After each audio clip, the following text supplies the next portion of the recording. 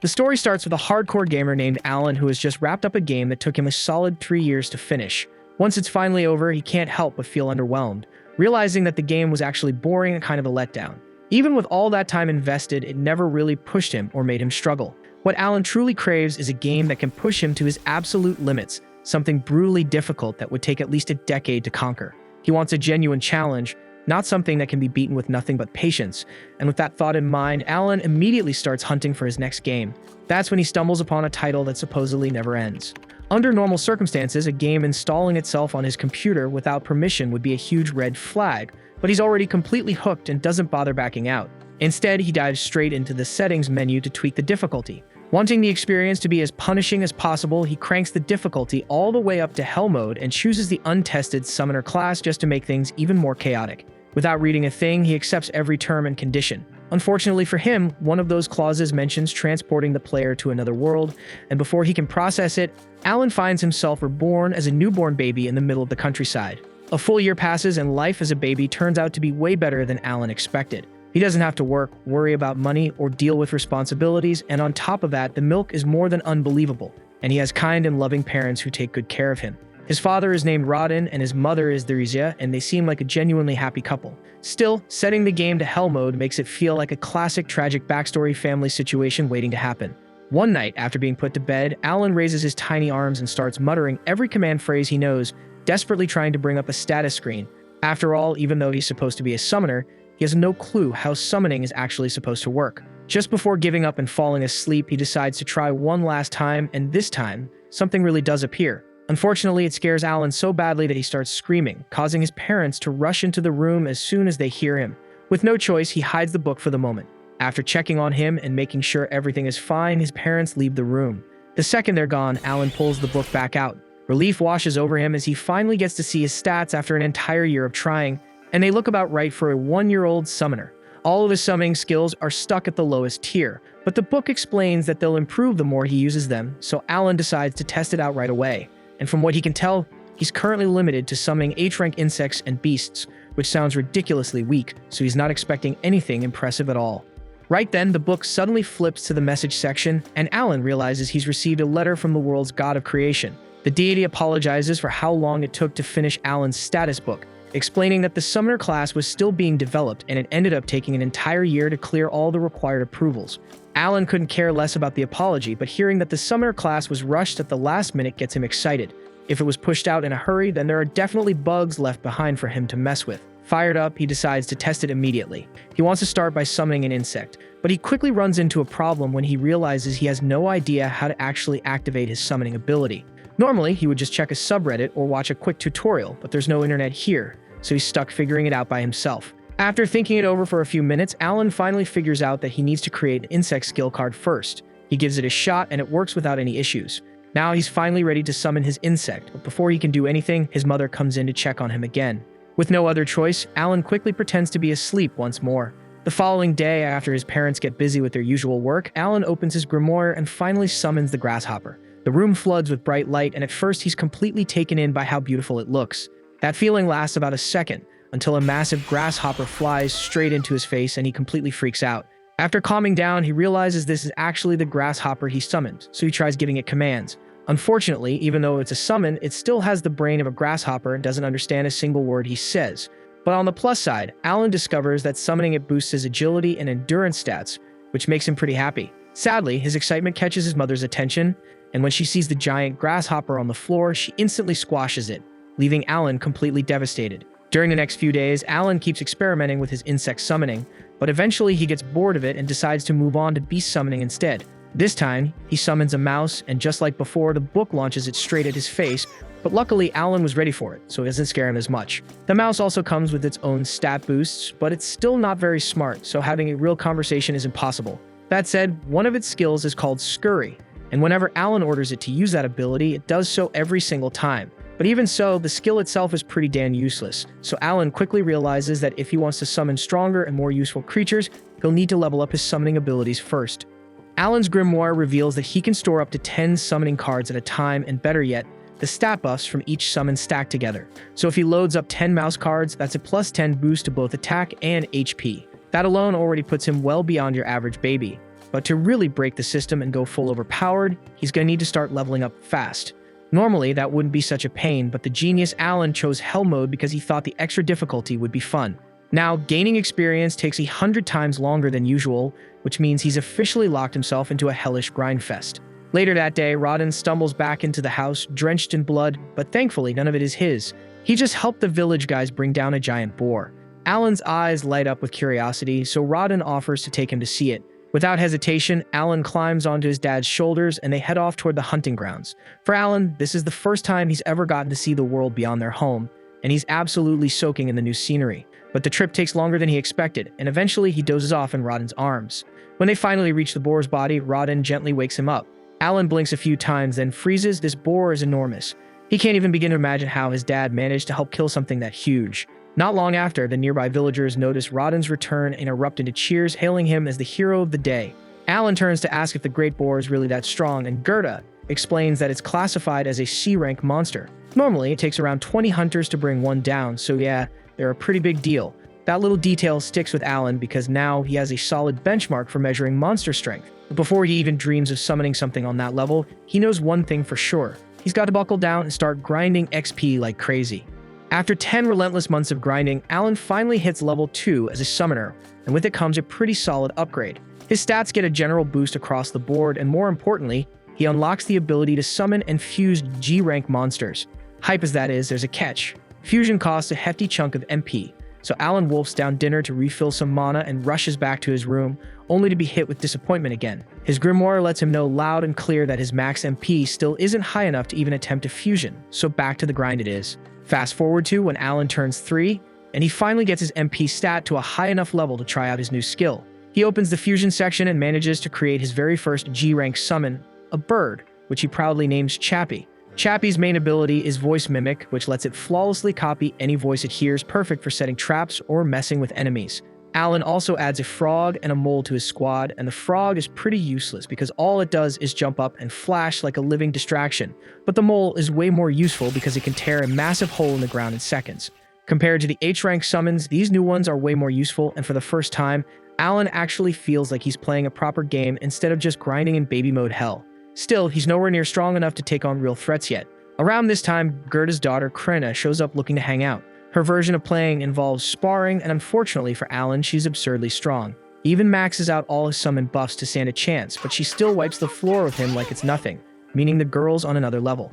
By the end of the day, Alan and Krena head home, and there's a surprise waiting for him. Theresia is pregnant again. Looks like while Alan was off grinding levels, Rodin and Theresia were busy leveling up the family. With Theresia now unable to do heavy work, Alan offers to help out with the harvest. After all, with his summon buffs, his physical stats are basically on par with an adult's now. But his parents immediately shoot that down. They tell him he should just stick to small chores and enjoy being a kid for now. Rodin reminds him that real responsibilities will come soon enough, so he should enjoy the peace while it lasts. Alan feels a little let down at first after being told he can't help with the harvest, but then it hits him. Farm work is absolutely brutal. No sane parent would expect their 3-year-old to be out there doing backbreaking labor. Understanding that, he backs off and lets it go. Rodin's relieved to see his son being mature about it, and things settled down until Theresia brings up something odd she noticed. She says she saw Alan in the backyard earlier, throwing rocks at a tree. Curious, she asks what he was up to. Alan brushes it off, claiming it was just self-defense training in case a monster shows up. But truthfully, he was running an experiment, testing whether he could unlock skills outside of summoning just by repeating basic actions, but sadly, that attempt didn't get him anywhere. Rodin, however, is still impressed with Alan's dedication and says he's looking forward to his appraisal ceremony. Alan's never heard of that before, so he asks what it is.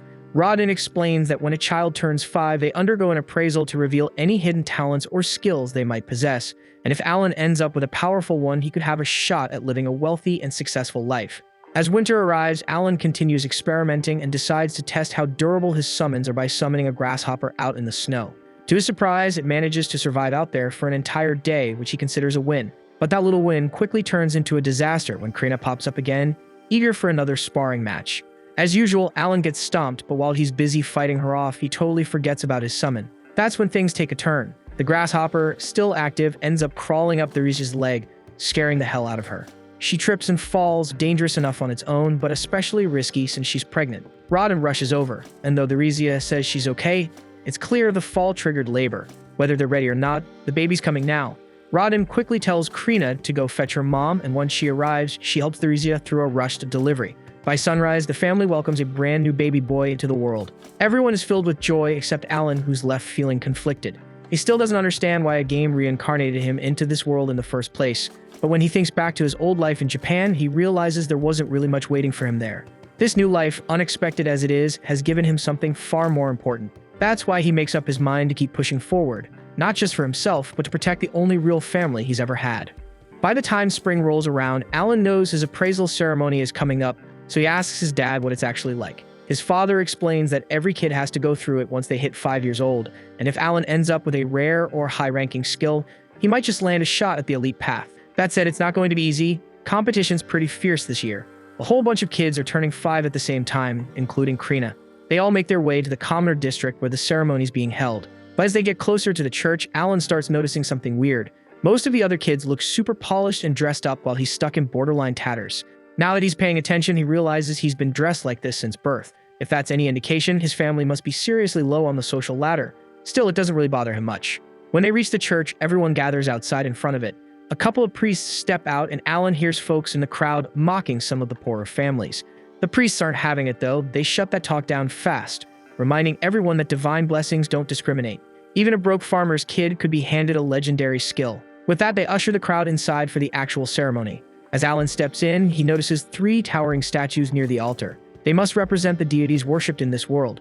One of them is Elmia, the deity of creation. Come to think of it, Elmia is the same one who sent him that apology message about the delay in developing the summoner class. First up for appraisal is Palomas, the village chief's son.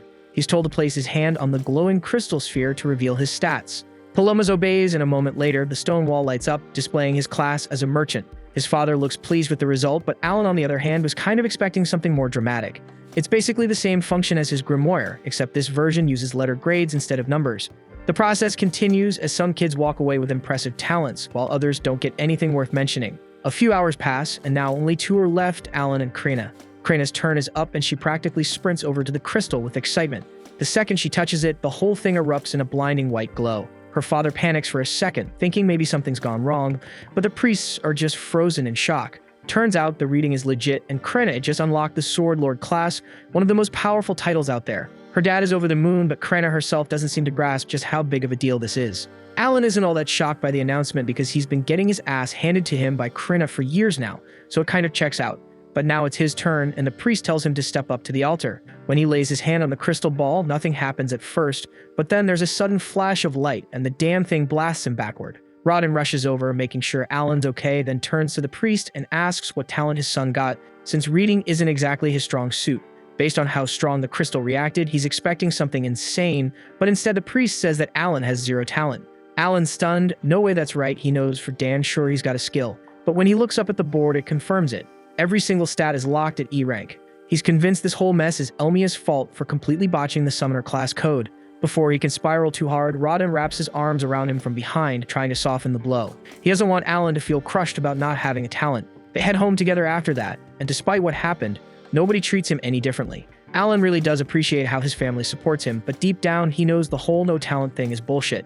His grimoire still works like normal, so he figures the E ranks have more to do with the fact that he's stuck playing on Hell mode.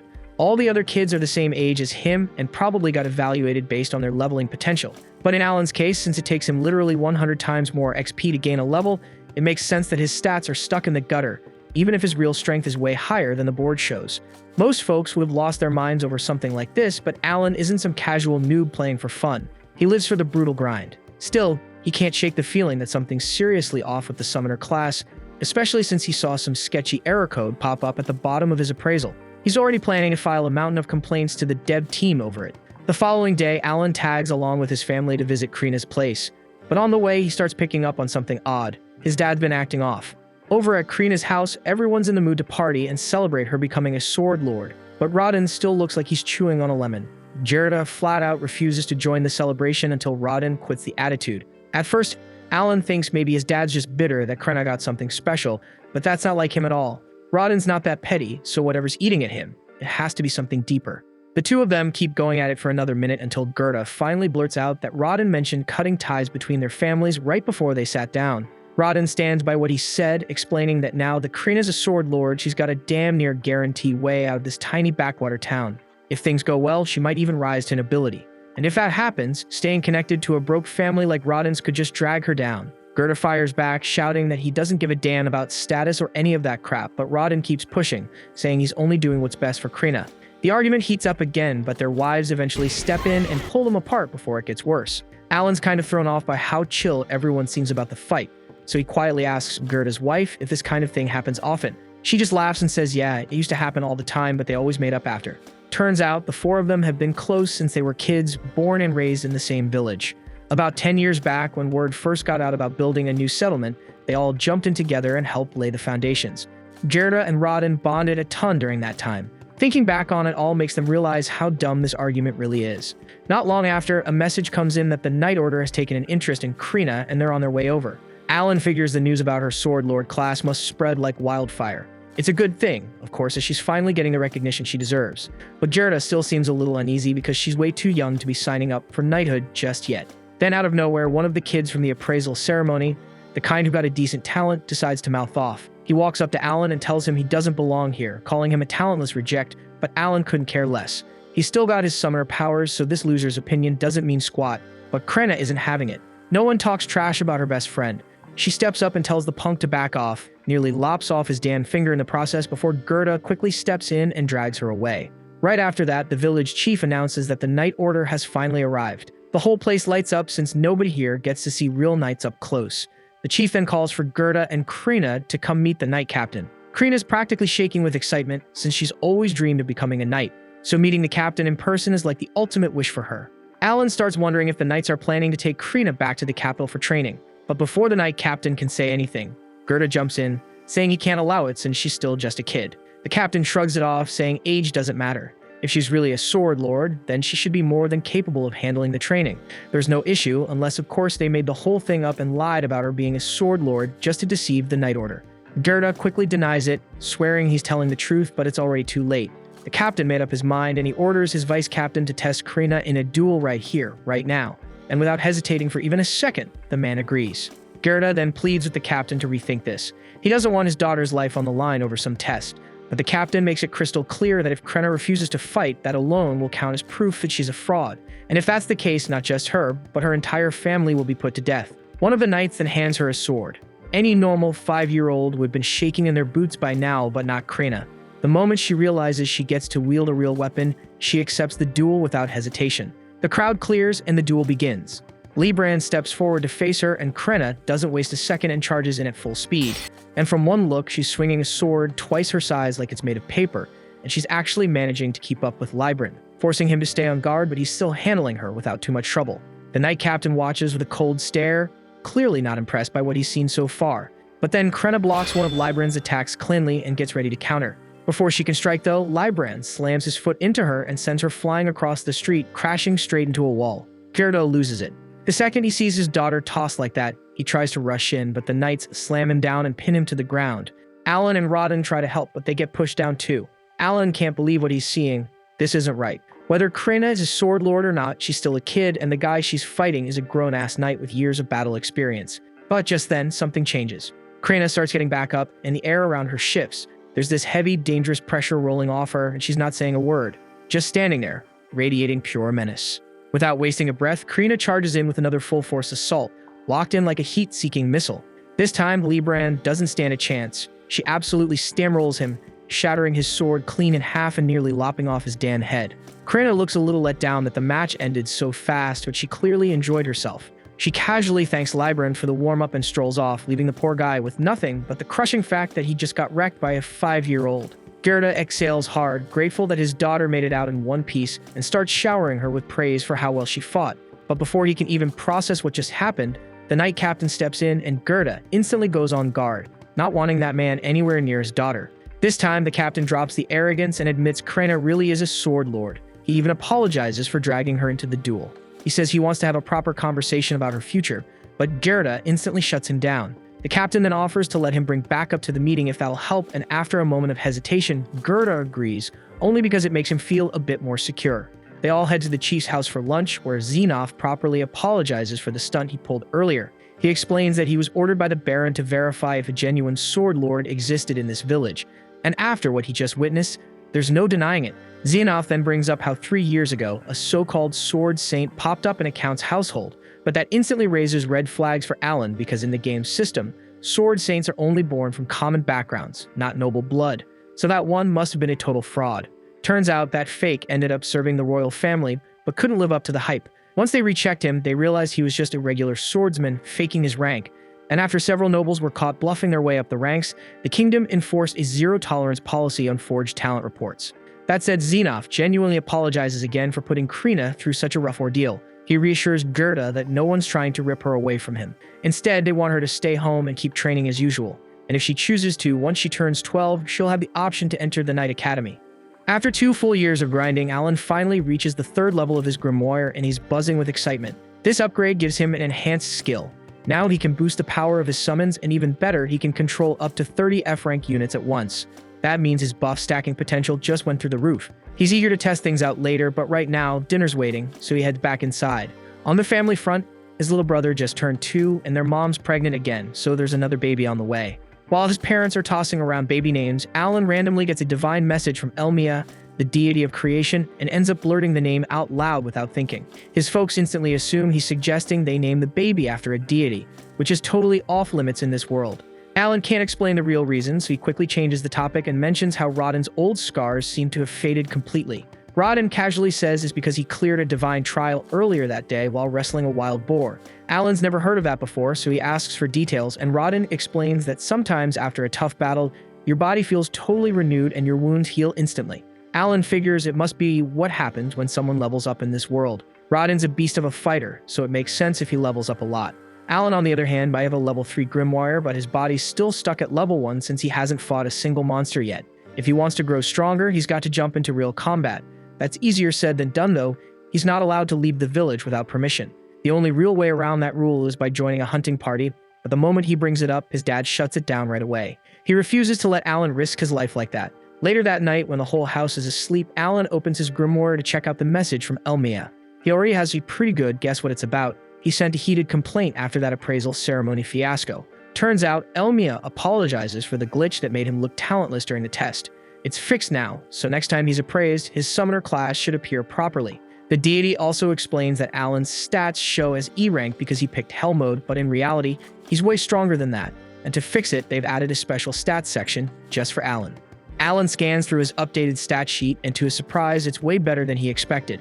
He's packing several S and A rank stats right on par with what Krenna had gotten, so he feels like all those long hours of grinding are finally paying off. Satisfied with the results, he moves on to the fun part, testing out his new powers. First up is that enhanced skill.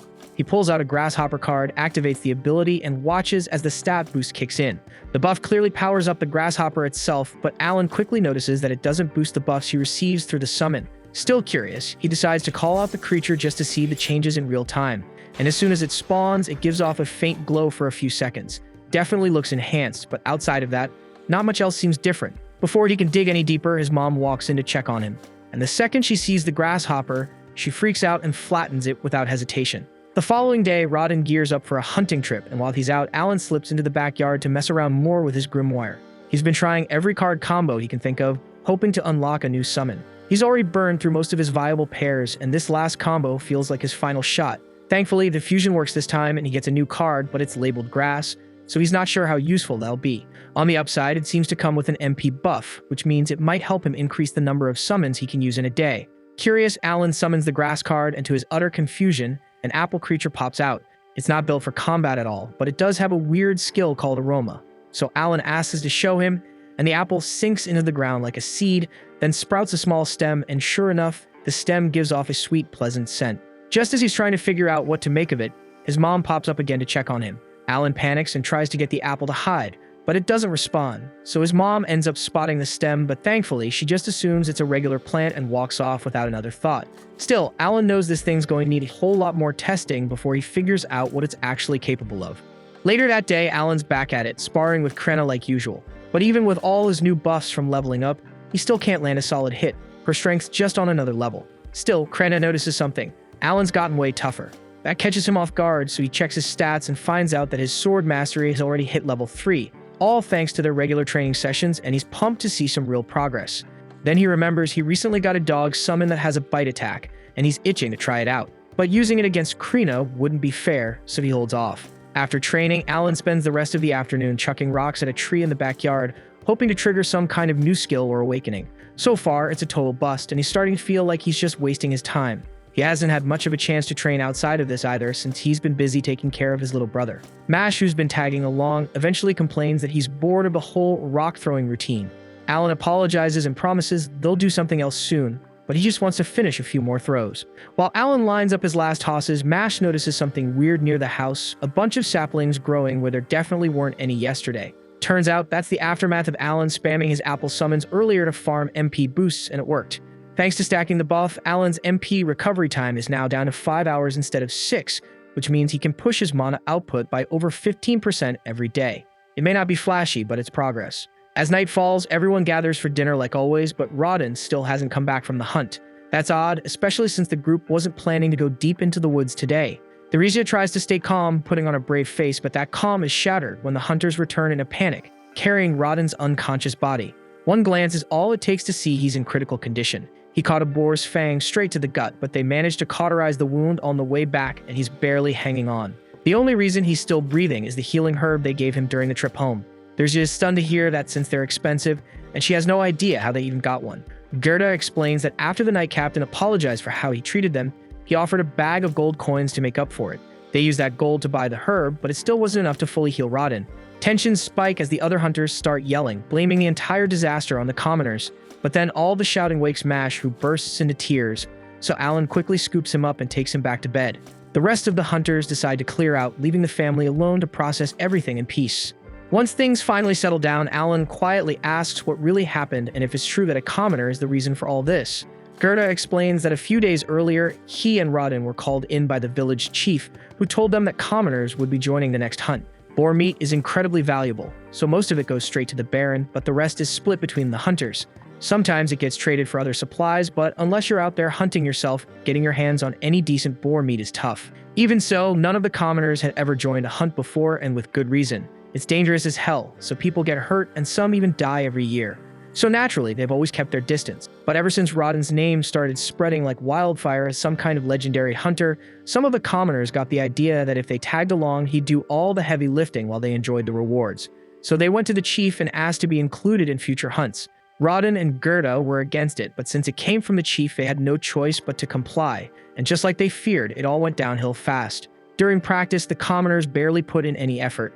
And when the actual hunt began, the second they locked eyes with a real boar, they panicked and dropped their weapons and bolted. Their cowardice shattered the entire formation, and to make matters worse, one of them tripped while running right in the boar's path. Rodin instinctively rushed in to shield him and took a tusk to the gut for it. The rest of the group managed to kill the boar eventually, but the damage was done. Gerda promises to bring over Rodin's share of the meat tomorrow, but beyond that, there's not much else he can offer. Alan just sits there, feeling completely useless. All this time, he'd been obsessed with powering himself up and never once thought about helping the people who actually needed him.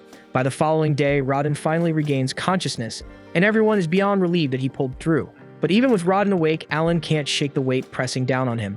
Up till now, he'd been treating this like some kind of RPG game, but for everyone else here, this is life, it's real, and it's harsh. And surviving each day takes everything they've got, so the least he can do is use the power he's been given to ease their burden. Even a little. Not long after, Gerda shows up again, bringing Rodin's share of the meat just like he promised. He's glad to see Rodin alive, but it's clear from the look on his face that the injury has done real damage, so Rodin won't be able to hunt again, at least not in time to help prepare for winter. Gerda steps up and offers to share from his personal stash to help support Rodin's family while he recovers.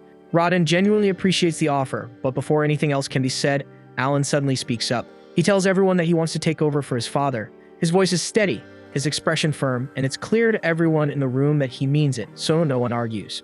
And later that day, Alan gets right to work. He heads to the village well and starts hauling water back home. The men nearby warn him to take it easy because hauling that much water isn't something a kid should be doing, but Alan handles it like it's nothing. Up until now, he's been keeping the effects of his boosted stats under wraps. But with all the attention on Krina as the village's rising hero, it's probably okay for him to stand out a little. Once the water's taken care of, he joins Gerda in the fields to harvest potatoes. Gerda shows him how to properly dig them up, expecting Alan to fumble through it. Instead, Alan yanks them from the ground one-handed like it's child's play. And in no time at all, he's filled 3 full baskets. But when he finds out that over half of that will be taken by the Baron as tax, it hits him just how unfair the system really is. He starts thinking about other ways to get more food for his family, until the village chief suddenly shows up. The chief is there to personally apologize to Rodin. He knows the injury happened, at least in part, because of the orders he gave. He wants to make amends, and he's also brought the man responsible for the incident to apologize. The guy clearly isn't a bad person, just someone who panicked and made a mistake, so he accepts full responsibility. Rodin tells him he's not angry, but urges him to think ahead next time, and the man nods, promising not to let something like that happen again. Later on, Alan heads back out to the open fields with a plan forming in his head. He clears out a large patch of space and begins summoning a small army of frogs.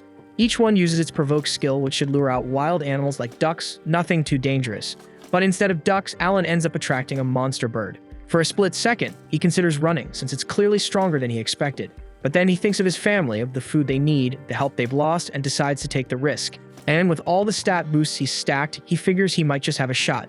He dashes in and lands a solid blow to the back of the bird's head before it realizes what's going on. Right after, he summons a pack of dogs to swarm it.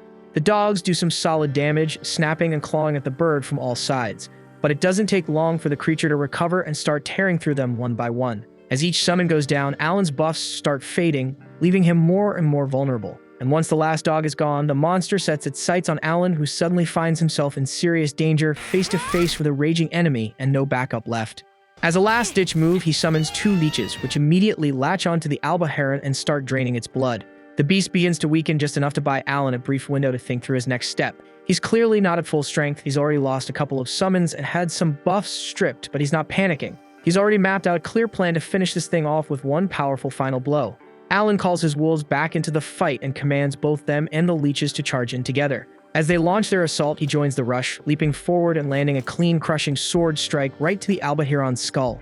The blow hits hard enough to knock the beast and make sure it stays down. A moment later, his grimoire lights up with a message saying he's successfully defeated the alba heron and earned 100 XP. Seeing that notification pumps him up, he can't help but celebrate for a second, thrilled that the plan worked. Once that rush settles, Alan brings the alba heron back to his family, and both of them are honestly stunned. They never imagined someone they once thought of as a total pushover could solo a dangerous beast like that. Gerda steps in and offers to help with bleeding the alba heron properly. Once they've tied the body down, he gives Alan a full breakdown on how to cut and portion the meat correctly. He points out which parts are edible, which ones aren't, and explains the proper method for separating the good cuts. Gerda also mentions that monsters carry magic stones inside them, and by law, any stone found in monsters rank D or above is subject to taxation. That said, Gerda doesn't seem too worried about it. He figures it's not like poor commoners like them would get much use out of a magic stone anyway. Even so, he's convinced they can negotiate a better deal from the chieftain, especially once they explain that it was Alan who actually did the hunting this time, since Rodin was too injured to go himself. The following morning, they head to the chieftain's office, sticking to their plan to use Rodin's injury as leverage. At first, the chieftain pushes back, saying they should only get the smaller portion, but Gerda and Alan keep pressing, reminding him just how serious Rodin's condition is and how a kid like Alan had to risk his life just to bring food back. Eventually, the chieftain caves and agrees to give them the larger share, exactly as they hoped. He tells them they can keep all the meat and he'll only be taking the wings and the magic stones for himself. Still, Alan decides to push things a bit further and asks the chieftain if they'd be allowed to keep making the same kind of deal going forward. Gerda jumps in to back him up, doing everything he can to help persuade the chieftain. After thinking it over for a moment, the chieftain finally gives them the green light and agrees to let them continue under the same terms. After 3 days, Alan heads out again and uses the same strategy to take on 2 more alba heron. Having already taken one down before, he's feeling a lot more confident now, and it shows. With the help of his leeches, his wolves, and that trusty wooden sword of his, Alan manages to bring down both beasts in record time. Since that first successful hunt, he's been going out every 3 days, but this is the first time he's come back without losing a single summon, and he's honestly thrilled with how well it went. Right on cue, his grimoire flashes and confirms the win, 2 alba heron down and 200 XP gained. Even better, it tells him he's officially leveled up and reached level 2.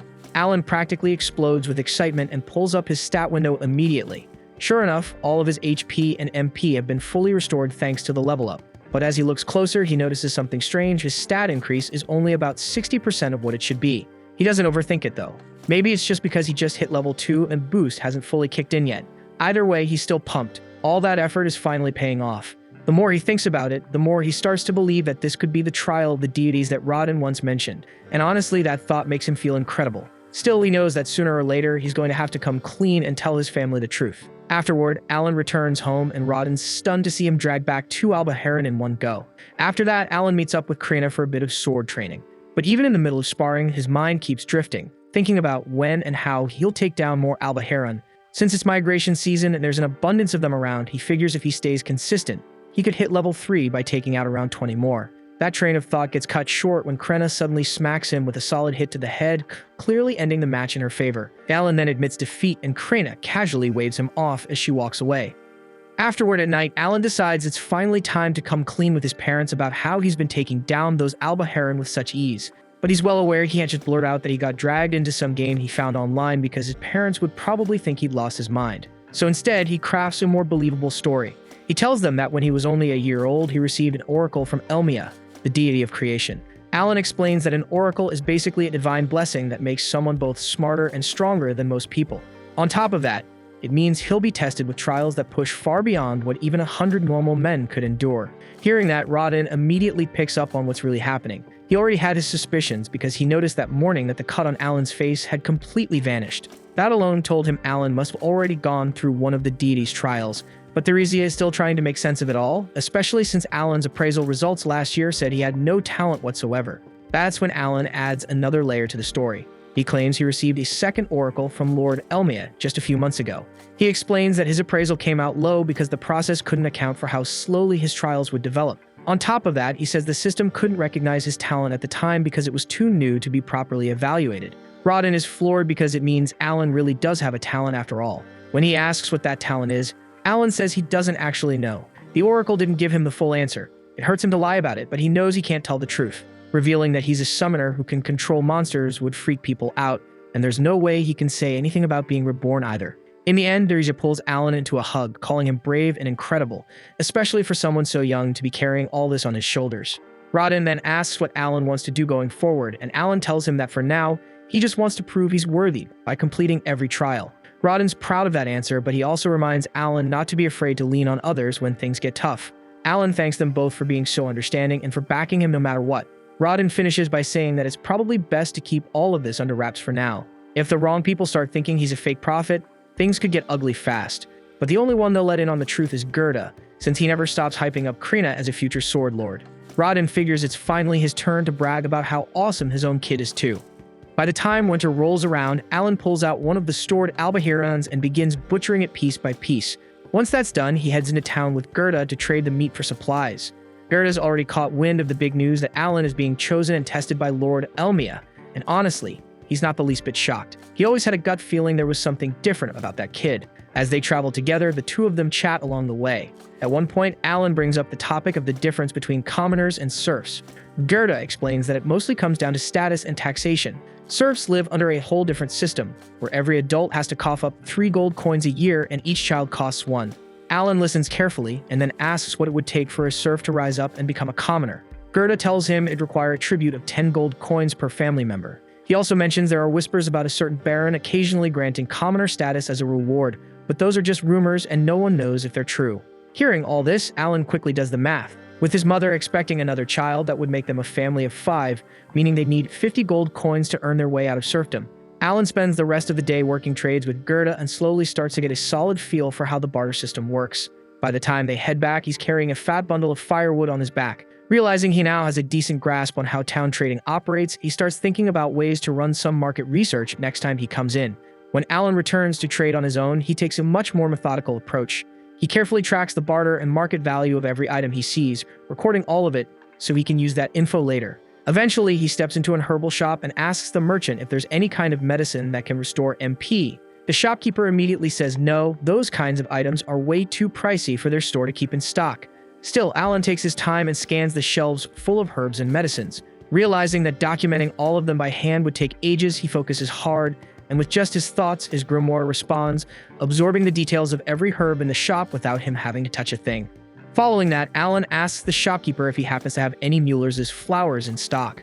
But the merchant's expression instantly shifts and he gets visibly annoyed the moment Alan mentions that name. He explains that the last time someone asked for one, it turned into a whole mess.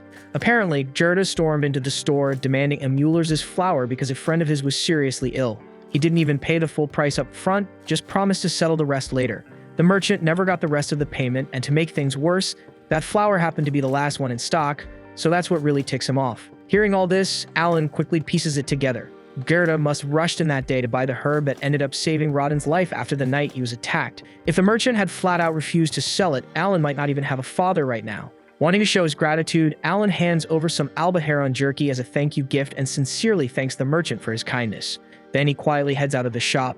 While walking through town, Alan finds himself checking out a few weapon displays when he suddenly bumps into a familiar face, the same kid from the appraisal ceremony with the axe talent, Dogora, and standing beside him is the chieftain's son Pelmos. Alan knows Dogora is nothing but trouble, so he tries to mind his business and slip away. But Dogora is not having that. He smacks Alan on the head and immediately demands that he become his underling. Alan responds by calmly pulling out his wooden sword and pointing it straight at him. Dogora flinches, calling foul because he doesn't have a weapon. Alan shrugs and tells him he's fine with a fair fight. Dogora can go grab whatever weapon he wants and Alan will wait. Dogora runs off and returns soon after with a sword, then charges straight at Alan. But Alan dodges with ease, deflecting every swing. Dogora's strikes are heavy, which makes sense for someone with an axe talent, but even with all that muscle, he's got nothing on Krina. Alan decides to end it quickly. He knocks the sword out of Dogora's hand and wins clean. And without saying much, Alan turns and walks away like it was no big deal, which only makes Dogora seethe even more. Later that evening, Alan returns home and sees Rodden unwrapping his bandages. Looks like he's finally healed up and ready to head back into the wild. Therzia, however, isn't so thrilled, and she warns him not to overexert himself and risk another injury. The very next day at Krina's place, Dogora shows up again, this time looking for a rematch. But he gets wrecked, and not just once, but over and over again. Still, his pride refuses to let it go, so he keeps demanding more fights, no matter how many times he loses. At the same time, Alan's younger brother Mash has already started sword training with Krina, which gets Alan fired up to see how Mash will turn out during his appraisal ceremony in 2 years. Not long after, the new baby is born, and the family decides to name her Miula. Sometime later, Rodden comes back from a hunt with Gerda and brings some unexpected news. Apparently, the chieftain has summoned their whole family. The chieftain says the Baron now wants them to increase their boar deliveries from 10 to 15. To make that happen, he wants the commoners to be allowed to join the hunt again this year. Therzia immediately thinks this demand is insane, especially after what happened to Rodden during the last hunt. Rodden admits he was ready to turn it down until he found out it wasn't a request. It was a direct order from the Baron himself. And if they can't deliver 15 boars by winter, the Empire is going to bring in new serfs from other regions. Alan picks up on the implications right away. More serfs mean less land to go around, and that would put non-hunters at risk of losing their plots.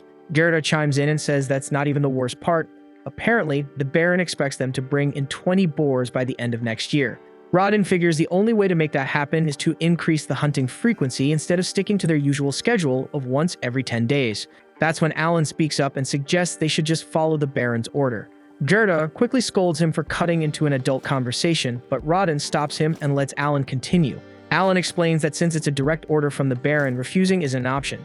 And even if the commoners turn out to be dead weight, they'll just have to find a way to make that dead weight useful. Alan says that based on his experience with games, turning underpowered characters into something valuable is kind of his thing. He tells them to trust him and let him handle it. After all, he was blessed with Elmia's wisdom, and if anyone can come up with a working strategy, it's him. This was the end of episode 4. Subscribe to not miss the next episode.